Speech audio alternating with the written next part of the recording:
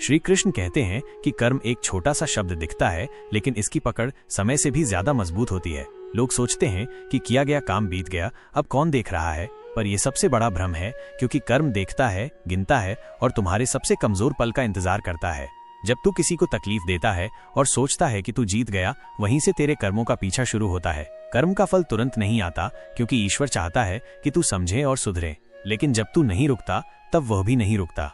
कुछ लोग सोचते हैं कि मैं तो गलत कर रहा हूँ, फिर भी सब कुछ अच्छा चल रहा है, पर वे नहीं जानते ईश्वर कभी कभी पूरा हिसाब एक साथ करता है, ताकि तुझे एहसास हो कि तूने एक नहीं कई गुनाह किए हैं। कभी किसी की बद्दुआ नहीं लगती, पर उसके आंसुओं का वजन इतना होता है कि वो वक्त के तराजू को झुका देता है और वहीं से तू गिरने लगता है, बिना ये समझे कि ये सब क्यों हो रहा है। जब तेरा नाम मिटने लगे, तेरी पहचान खोने लगे, तेरे अपने तुझसे मुंह मोड़ने लगे, तो समझ ले कर्मों ने तुझे पहचान लिया है। श्री कृष्ण पूछते हैं कि कर्म का फल कैसे आता है। कभी किसी अपने की शक्ल में चोट बनकर, कभी अपनों के धोखे में सजा बनकर, कभी तेरे ही ख्वाबों की बर्बादी में सबक बनकर।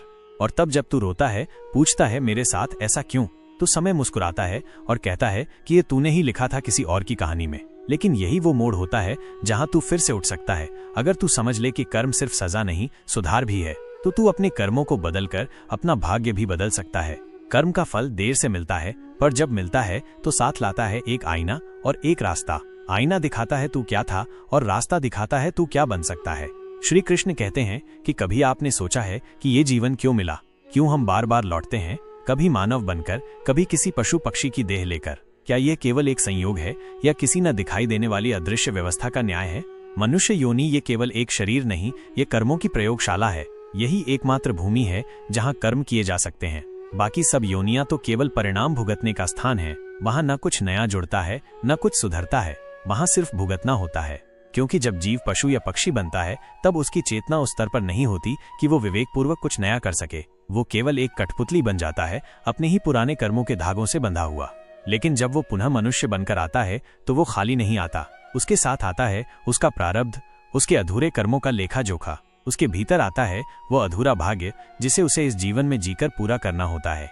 कुछ कर्मों का फल तुरंत मिलता है, जैसे तपता हुआ लोहा हाथ को तुरंत जला देता है, और कुछ फल छिप जाते हैं, किसी बीज की तरह जो मिट्टी में पड़ा रहता है वर्षों तक बिना कुछ कहे। फिर एक दिन जब समय आता है तो वो उगता है और पेड़ बनकर सामने खड़ा हो जाता है, या तो फल देता है या छांव छीन लेता है। हम अक्सर सोचते हैं कि हम अच्छे हैं, हमने किसी का बुरा नहीं किया, फिर भी दुख क्यों है, या फिर कोई बुरा व्यक्ति ऐश में है, क्यों? लेकिन कर्म ये गणित नहीं, ये समय के तंतु हैं।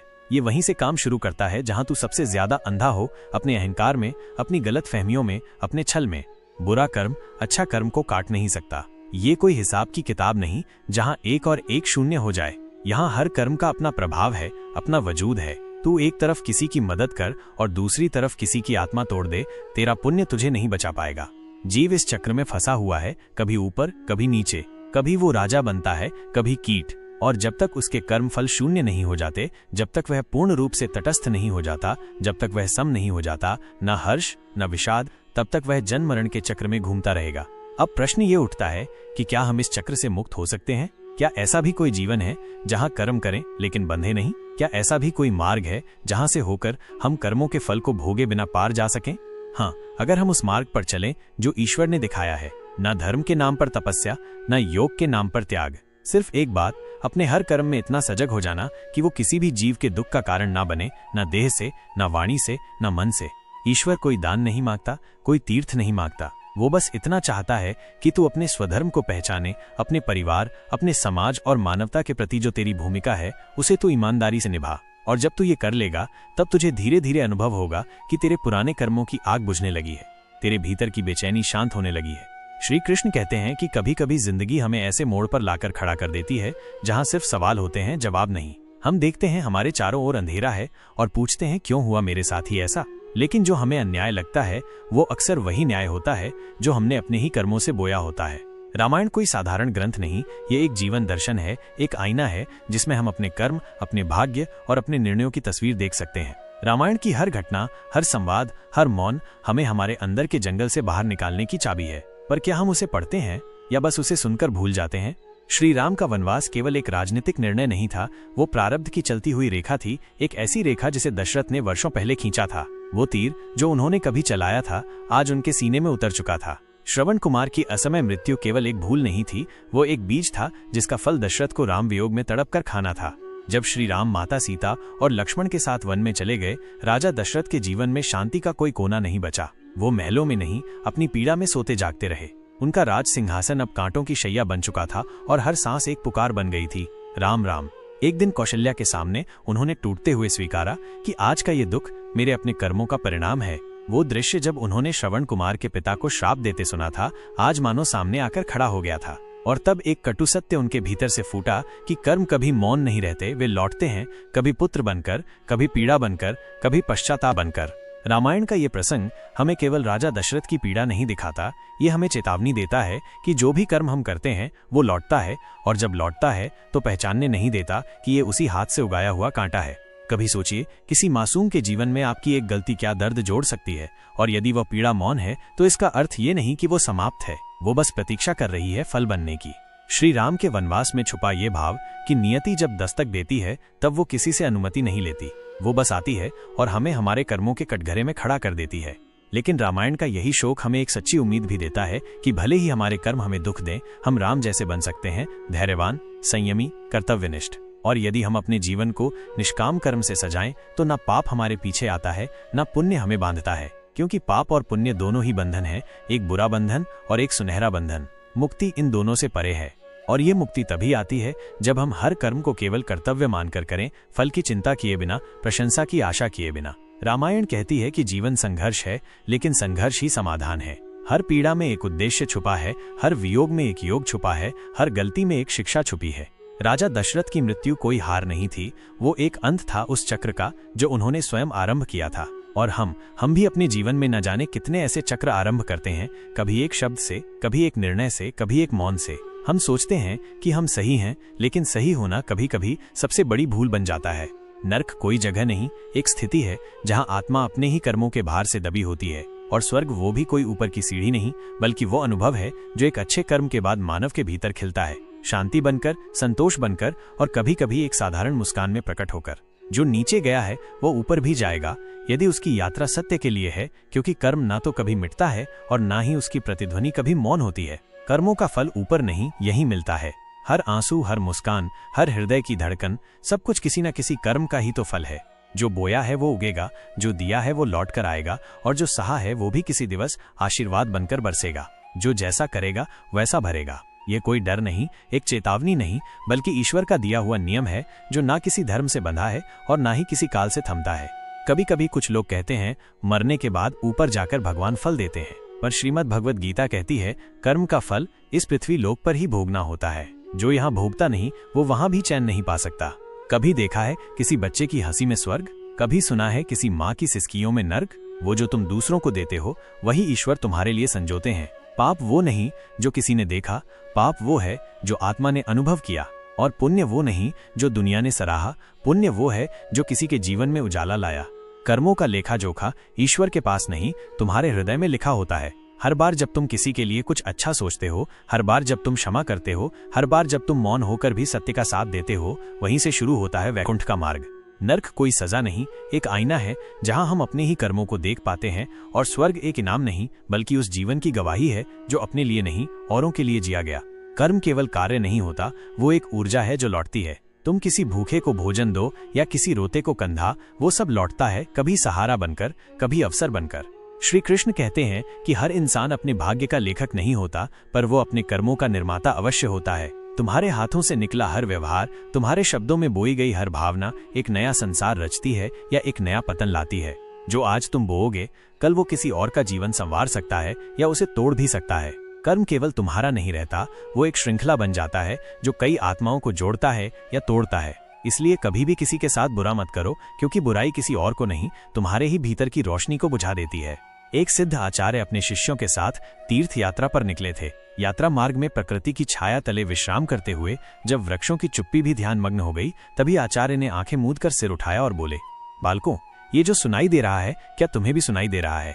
शिष्यों ने एक दूसरे को देखा। उनके कानों में कोई आवाज नहीं पड़ी थी, पर आचार्य का चेहरा मानो किसी अदृश्य पीड़ा की ओर देख रहा था। बालकों, रोने की आवाजें हैं ये, पर ये रोते क्यों हैं? चलो चलकर पूछते हैं। गहन जंगल के बीचों बीच एक पुराना अंधकारमय कुआं था। न जल था न जड़, बस सिसकियां थीं, घुटी हुई चीखें थीं और गूंजती हुई आत्माएं थीं। कुएं में झांककर आचार्य ने देखा 5 प्रेत आत्माएं कांपती हुई, सिसकती हुई, चीखती हुई, पर शिष्यों को कुछ दिखाई नहीं दिया। गुरुदेव, हमें कुछ भी तो नहीं दिख रहा, ना आवाज ना आकृति। कर्म के अंधकार को केवल वह देख सकता है जिसने अंतर्मन का प्रकाश पाया हो, आचार्य बोले। और फिर मुस्कुराते हुए उन्होंने कुएं से पूछा, भाइयों, किस जन्म का फल भोग रहे हो? प्रेत फूट फूट कर रो पड़े। पहली आत्मा बोली, मैं ब्राह्मण था, भिक्षा मांगता पर भोजन नहीं, मदिरा भोग में जलाता, ज्ञान को नीचा कर डाला। अब हर जन्म में मैं मांगता हूँ पर कोई देता नहीं। दूसरी चीख उठी, मैं क्षत्रिय था, शक्तिशाली पर ताकत को डर का औजार बना लिया। अब हर जन्म में मैं दुर्बल हूँ, कोई मेरी रक्षा नहीं करता। तीसरी सिसकी, मैं वैश्य था, व्यापार करता पर मिलावट से जीवन बेचता, जिनके घरों में मौत बांटी, आज उन्हीं की चीखों में मैं बंधा हूँ। चौथी फुसफुसाहट, मैं शूद्र था पर न सेवा की न परिवार का मान रखा, माँ बाप को पीटा, शराब पी, आलस्य को पूजा, अब हर जन्म में मैं केवल लाते खाता हूँ। पांचवा तो रो भी नहीं सका, मैं लेखक था, शब्दों को वासना का रूप दिया, समाज को गिराया, मेरी कलम ने जो अग्नि लगाई वो आज मुझे भस्म कर रही है। शिष्य भयभीत थे, कांप उठे, पर आचार्य बोले, बालकों, इनसे डरना नहीं, ये सब आज सबसे दुर्बल हैं। तुम सब शक्तिशाली हो क्योंकि तुम्हारे कर्म उजले हैं। कर्म ही सबसे बड़ा आभूषण है। पाप कभी नहीं मरता, न वक्त भूलता है न नियति। हर दोष एक दस्तावेज बन जाता है जिसे ईश्वर खुद पढ़ता है। फिर प्रेतों ने कांपते हुए कहा, गुरुवर, दुनिया से कहना क्षणिक सुख के पीछे मत भागो, क्योंकि यह क्षण कभी भी जन्मों की सजा बन सकते हैं। कर्म लिखे जाते हैं, मिटाए नहीं जाते। हर गलती लौटती है, हर अधर्म का कण वसूल होता है। जो सोचते हैं कि वे बहुत होशियार हैं, नियम तोड़कर भी जीत सकते हैं, उन्हें नियति आईना दिखा देती है और फिर वो आईना कभी नहीं टूटता। बालकों, सत्य यही है, ईश्वर उतना ही सच्चा है जितनी भूत की पीड़ा। जिसने जीवन में अंधकार बोया वो मृत्यु के बाद भी रोशनी नहीं देख सकता, और जो जीवन में सच्चाई बोता है वो मृत्यु के बाद भी अमर होता है। हर धर्म केवल ग्रंथ में नहीं होता, वो व्यवहार में होता है। कर्मों में जो धर्म नहीं वो पूजा केवल पाखंड है। गलती हो तो उसे सुधारो, ना कि छुपाओ, क्योंकि नियति का न्याय सिर्फ सच्चाई पर टिका होता है। श्री कृष्ण कहते हैं, कागज नहीं, कलम नहीं, लेकिन फिर भी हर पल का हिसाब है। कर्मा चुप है पर गूंज उसकी पूरी सृष्टि में सुनाई देती है। कुछ भी लिखा नहीं जाता, लेकिन कुछ भी मिटता नहीं। क्या आप सोचते हैं कि आप बच सकते हैं? नहीं, कुदरत की अदालत में कोई जमानत नहीं होती। आज अगर रोटी बांटी है तो संतोष रात से पहले आपके द्वार खटखटाता है, लेकिन अगर आज किसी की पीठ पीछे वार किया है तो नींद सबसे पहले आपके जीवन से विदा लेती है। तुरंत मिलता है फल, पर पहचान हमें देर से होती है। भिखारी की मुस्कान देखी, मन हल्का हुआ, जेब से पैसे निकाले, भीड़ में थे, फिर भी भीतर से कांप उठे। क्या यही नहीं है न्याय, जो बिना आवाज के भी आपको सुनाई दे? पुण्य का प्रत्यक्ष फल है प्रसन्नता, पर पाप का प्रत्यक्ष फल है अस्थिरता, और यही अस्थिरता धीरे धीरे आपको अंदर से खा जाती है, कभी आत्मग्लानि के रूप में, कभी बेचैनी के रूप में। जो फल तुरंत मिलते हैं वो चेतावनी होते हैं, और जो देर से मिलते हैं वो परीक्षा। समृद्धि देर से आती है, लेकिन उसका रास्ता पुण्य से होकर ही जाता है, और दरिद्रता भी अचानक नहीं आती, वो हर दिन के छोटे छोटे पापों का संग्रह होती है। कभी कभी हमें लगता है कि कुछ बुरा किया और कुछ हुआ नहीं, पर शायद वक्त चुप है, न्याय नहीं, क्योंकि कर्म शांत होता है तब जब वो अपना पूरा फल सौंप दे। अब प्रश्न ये नहीं है कि फल मिलेगा या नहीं, प्रश्न ये है कि तुम उसके लिए तैयार हो या नहीं, क्योंकि यह न्याय न्यायालय से नहीं, नियति से आता है। जो तुमने बोया है वही लौट कर आएगा, चाहे रास्ता लंबा क्यों ना हो। फिर भी हम भागते हैं, कोर्ट से, समाज से, खुद से, लेकिन कर्म से नहीं। कर्मा पीछे नहीं आता, वह तो हमारे आगे आगे चलता है। हर क्रिया के पीछे उसका प्रतिबिंब छिपा है, हर मुस्कान के पीछे एक न्याय खड़ा है, हर आंसू के पीछे एक कहानी है, और हर कहानी के पीछे कोई कर्म है। कोई देखे ना देखे पर कर्म देखता है, कोई समझे ना समझे पर समय समय सब समझाता है। तो क्यों ना हम वही करें जिसका परिणाम सुकून दे, ना कि पछतावा, क्योंकि अंतिम न्याय तुम्हारे नाम से नहीं, तुम्हारे कर्म से जुड़ा होता है, और वहां कोई रिश्वत नहीं चलती, कोई वकील नहीं बचाता, कोई माफी नहीं मिलती, जब तक तुम खुद को न बदलो। तुम भूल जाओ लेकिन कर्म नहीं भूलता, तुम छिप जाओ लेकिन परिणाम नहीं छिपते, तुम रोको समय को लेकिन फल आकर ही रहेगा। ईश्वर की अदालत में कोई गवाह नहीं, वहां केवल कर्म बोलता है। फैसले तो न्यायालय सुनाता है, पर न्याय तो समय देता है, और समय का न्याय इतना मौन, इतना स्पष्ट और इतना सूक्ष्म होता है कि जब वह दस्तक देता है तब तुम्हारा पूरा अंतःकरण हिल जाता है। जज साहब की आंखों ने जो देखा था वो न्याय की चुप्पी थी। एक निर्दोष को सजा देना उनके सिद्धांतों पर भारी पड़ा, लेकिन कर्म के नियम के सामने उनकी न्याय की कुर्सी भी लाचार थी। वो जानते थे झूठ के पक्ष में खड़े सबूत सच को जंजीरों में बांध देते हैं, पर क्या सच को हमेशा गवाही चाहिए? नहीं, कभी कभी कर्म खुद ही गवाही बन जाता है। तुम बेकसूर हो, लेकिन मैंने फिर भी तुम्हें फांसी की सजा दी।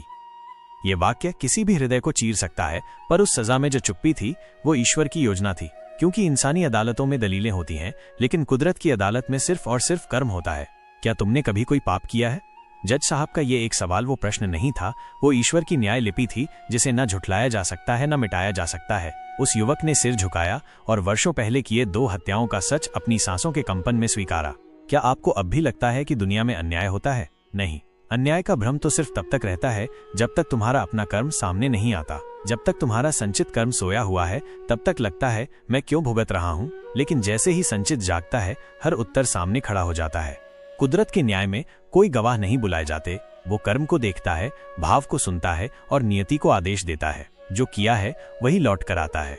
देर हो सकती है, अंधेर नहीं। उस जज की आंखें भी नम थीं, क्योंकि वो जानता था कि उसका निर्णय न्यायालय के दायरे में सही था, लेकिन आत्मा के स्तर पर वो न्याय नहीं था। पर फिर भी वो न्याय ही था, क्योंकि कुदरत ने न्याय वहीं किया जहां अपराध हुआ था। पुण्य के समय पाप फल नहीं देता, और जब पुण्य समाप्त हो जाता है तभी पाप का फल आकार लेता है। इसलिए हम सोचते हैं हमने कुछ किया नहीं और सजा मिल रही है, पर सच्चाई ये है कि हमने कुछ किया था, पर उस वक्त हमारे पुण्य ने पाप को ढक दिया था। मैं निर्दोष हूँ इस अपराध में, पर दोषी हूँ उस अपराध में जो कभी किसी ने देखा भी नहीं। यह कबूलनामा था विवेक का जागना, यह साक्षात्कार था कर्म के न्याय का झलकना, और यह निर्णय था नियति का पूर्ण चक्र। श्री कृष्ण कहते हैं, कभी कभी कुदरत दूसरों के हाथों से तुम्हें सजा दिलवाती है, क्योंकि तुम्हारे पुराने कर्म खुद जज बन जाते हैं, और जब तुम्हारा ही कर्म न्यायाधीश बन जाए तो फिर तुम्हें कोई बचा नहीं सकता। कोई पाप छिपता नहीं, कोई पुण्य व्यर्थ नहीं जाता। ब्रह्मांड का हर कोना तुम्हारे हर विचार, हर क्रिया को संजोता है। हर कर्म का हिसाब होता है, बिना रसीद के, बिना फॉर्म के, बिना गवाही के। वो कानून जो न संविधान में है न किताबों में, परंतु सबसे बड़ा है, वो है कर्म का कानून। और जब ये कानून लागू होता है तो वहां न कोई वकील होता है, न कोई अपील, न कोई माफी, केवल फल। कुदरत के दरबार में कोई रिश्वत नहीं चलती, कोई जान पहचान काम नहीं आती। जो किया है वही मिलेगा, और जो नहीं किया उसके लिए सजा कभी नहीं होगी। पर जो किया है उसकी सजा भी और उसका असर भी अवश्य आएगा। जज को भी यही समझ में आया कि कानून इंसानों के लिए है, पर कर्म का विधान संपूर्ण ब्रह्मांड के लिए, और ब्रह्मांड में न्याय सदैव संतुलित रहता है। जब तक पुण्य के दीप जलते रहते हैं तब तक हमारे पापों की परछाइयां दिखाई नहीं देती, लेकिन जब वो दीपक बुझता है तब अंधकार में वो परछाइयां ही हमारा चेहरा बन जाती हैं। दुर्योधन की छाती तब नहीं फटी जब उसने द्रौपदी को अपमानित किया, पर जब भीम ने गदा उठाई और जंघा तोड़ी तब समय ने बताया कि जो अपमान करता है उसका गौरव ऐसे ही धूल में मिलता है। क्या लगता है पाप का फल उसी क्षण मिलेगा? नहीं, समय इंतजार करता है पुण्य के समाप्त होने का। भीष्म पितामह ने कोई अपराध नहीं किया था, पर उन्होंने एक स्त्री के अपमान को प्रतिज्ञा की बेड़ियों में बंद कर चुपचाप देखा, और इसी मौन ने उन्हें वह दंड दिया जो किसी को नहीं मिला। अपने कुल का अंत अपने सामने होते देखा, मरना चाहा, पर मृत्यु भी कहाँ आती है समय से पहले। युधिष्ठिर ने कभी झूठ नहीं बोला था सिवाय उस एक दिन के, पर उस एक झूठ ने उनके समस्त सत्यों को दंडित कर दिया। जब गुरु द्रोण को मारा गया तो वह सत्य नहीं मरा था, वो वहम था युधिष्ठिर के धर्म का। और अर्जुन ने जब द्रौपदी का चीरहरण होते देखा और चुप रहा, तब शायद उसकी आत्मा रोई होगी, लेकिन उसका शरीर युद्ध करता रहा। जब वो स्वयं अपने पितामह की छाती में तीर भेद रहा था तब कृष्ण मुस्कुरा रहे थे। नहीं इसलिए नहीं कि वो निर्दयी थे, पर इसलिए कि न्याय जब तटस्थ होता है तब दया भी अपराध बन जाती है। कर्ण की बात भी कर लें, दानी था पर दुष्कर्म का समर्थक था। जब एक स्त्री को भरी सभा में वस्त्रहीन किया जा रहा था तब वो धर्म का नहीं मित्रता का पक्षधर था, और इसीलिए उसका रथ जमीन में धंसा और उसके सारे पुण्य उसी भूमि में दब गए। बर्बरीक, वह योद्धा जो एक क्षण में युद्ध समाप्त कर सकता था, पर कृष्ण ने उसका शीश मांग लिया। क्यों? क्योंकि अगर उसने युद्ध लड़ा होता तो पापियों को न्याय नहीं मिलता, वे छिप जाते समय की दरारों में, और कृष्ण वे युद्ध जीतने नहीं आए थे, वे दंड दिलाने आए थे। धृतराष्ट्र की गलती, पुत्र मोह और सजा 100 पुत्रों की मृत्यु देखना, एक पिता के लिए इससे बड़ा दंड क्या होगा। बलराम, उन्होंने गदा दी थी दुर्योधन को, पर न्याय नहीं सिखाया, और अंत में जब उन्हीं की दी हुई विद्या से दुर्योधन मारा गया तब वे भी देख रहे थे, रो रहे थे, पर रोक नहीं सके। क्या तुम सोचते हो कि कर्म की कोई अदालत नहीं? वो अदालत तुम्हारे भीतर है। जब तुम रात में सो नहीं सकते तो समझ लो कि फैसला हो चुका है। हर हंसते हुए कर्म का एक रोता हुआ परिणाम होता है, हर बोई हुई हवा तूफान बनकर लौटती है, हर चुपचाप देखा गया अन्याय तुम्हारे हिस्से का दंड बन जाता है। श्री कृष्ण कहते हैं कि हम जैसा सोचते हैं वैसे ही बन जाते हैं। हमारे विचार ही हमारे भविष्य की दिशा तय करते हैं। यदि आध्यात्मिक मार्ग पर कोई साथ न दे तो अकेले चलना सीखो, क्योंकि अकेले चलने वाला कभी भीड़ में खोता नहीं बल्कि मार्ग दिखाने वाला बन जाता है। तुम स्नेह के उतने ही हकदार हो जितना इस धरती पर कोई और, इसलिए खुद से प्रेम करो। खुद को खोकर किसी और को पाने की चाह अंत में तुम्हें भी खो देगी। अच्छाई का विकास ही बुराई से रक्षा करता है। अपने मन को बुरा मत बनने दो, वो तुम्हारा सबसे कीमती मंदिर है। एक धनी और वफादार व्यक्ति जहां भी जाता है, सम्मान उसके साथ चलता है। सम्मान धन दौलत से नहीं, चरित्र से बनता है। जो बीत गया वो अब समय नहीं, स्मृति है। जो आने वाला है वो अभी सिर्फ संभावना है, पर जो अभी है वही एकमात्र सच है, वही तुम्हारा समय है।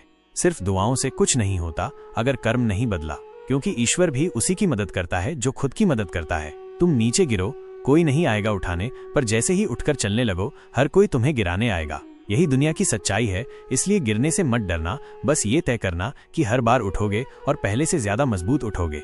अगर तुम शराब की दुकान पर बैठकर दूध भी पियोगे तो लोग तुम्हें शराबी समझेंगे, पर अगर किसी मंदिर के बाहर पानी भी पियोगे तो लोग तुम्हें संत कहेंगे। इसलिए किसके साथ उठते बैठते हो, इसका असर तुम्हारी पहचान पर होता है। संगति तुम्हें बना भी सकती है और मिटा भी सकती है। जो तुम्हारे पास है, अगर उसकी कद्र नहीं करते तो तुम कभी खुशी को पकड़ नहीं पाओगे, क्योंकि कृतज्ञता के बिना हर रिश्ता बेजान हो जाता है। श्री कृष्ण कहते हैं कि क्रोध आने पर हम सत्य को छोड़ देते हैं और स्वयं का नुकसान करने लगते हैं, जबकि शांति हमें सत्य की ओर लौट आती है। अपने शरीर को स्वस्थ रखना तुम्हारा धर्म है, क्योंकि एक रोगी शरीर कभी स्पष्ट विचार नहीं दे सकता। बहुत बोलने वाले अक्सर वही होते हैं जो कुछ कर नहीं पाते, क्योंकि उनके शब्दों में वजन नहीं होता, बस आवाज होती है। और जो लोग कुछ कर दिखाते हैं वे अक्सर शांत रहते हैं, क्योंकि उनके कर्म बोलते हैं, शब्द नहीं। दुनिया की सबसे बड़ी उपलब्धियां चुप्पी में जन्म लेती हैं, भीड़ में नहीं।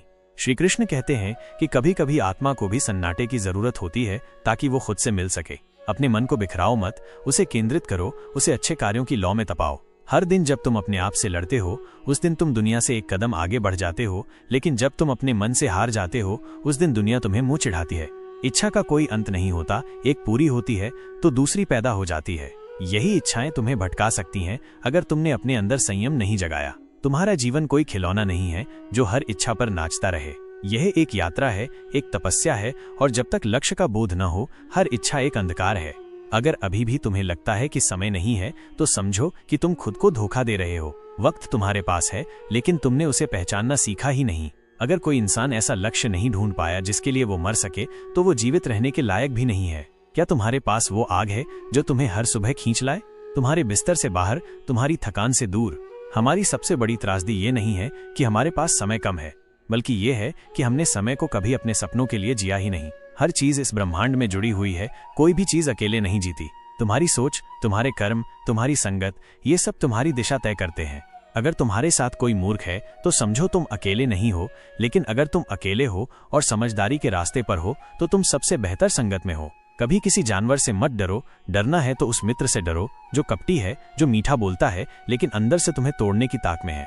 शरीर पर जख्म तो भर जाते हैं, लेकिन बुद्धि पर जो वार होता है वो उम्र भर रिश्ता है, और वो वार केवल एक झूठा दोस्त ही दे सकता है। अगर तुम बांटने की शक्ति जान पाते तो कभी अकेले भोजन नहीं करते, क्योंकि सच्ची संतुष्टि केवल स्वयं खाने में नहीं बल्कि बांटने में होती है। खुशियां जब बांटी जाती हैं तो बढ़ती हैं।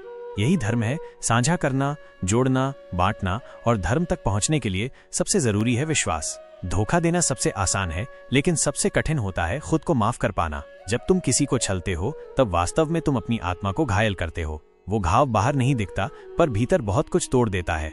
क्या तुम सोच सकते हो कि जिस दिन तुम्हारे साथ वही हो जो तुमने किसी और के साथ किया, क्या तब भी तुम्हारी आत्मा मौन रहेगी या तब वो टूटकर चीख उठेगी? जीवन का यह नियम अटल है, जैसे व्यवहार तुम करते हो वैसा ही व्यवहार तुम पाते हो। जैसे भाव तुम दूसरों के लिए रखते हो वैसे ही भाव ब्रह्मांड तुम्हारे लिए रचता है। धोखा देना कोई जीत नहीं, ये केवल उस रास्ते की शुरुआत है जहां अंत में तुम्हें खुद से नजरें चुरानी पड़ती हैं। अपने कर्मों से भागने का केवल एक ही उपाय है, सच को अपनाना, निष्कपट रहना, सच्चाई के साथ खड़े रहना, और उस ईश्वर को साक्षी मानना जो सब देख रहा है, सब जानता है, पर हर उत्तर समय पर देता है। हर कर्म का आरंभ विचार से होता है। जैसे विचार उठते हैं वैसे ही कर्म जन्म लेते हैं, और जैसे कर्म होते हैं वैसा ही हमारा भाग्य आकार लेता है। इसलिए अपने विचारों को प्रकाश दो, मन को स्वच्छ बनाओ और अपने कर्मों को उस स्तर तक ले जाओ जहां तुम्हारी आत्मा खुद को गर्व से देख सके। हर दिन का एक सूरज होता है और हर रात का एक अंत, पर कर्मों का फल कभी समाप्त नहीं होता। वह अनंत है, स्थायी है और अटल है।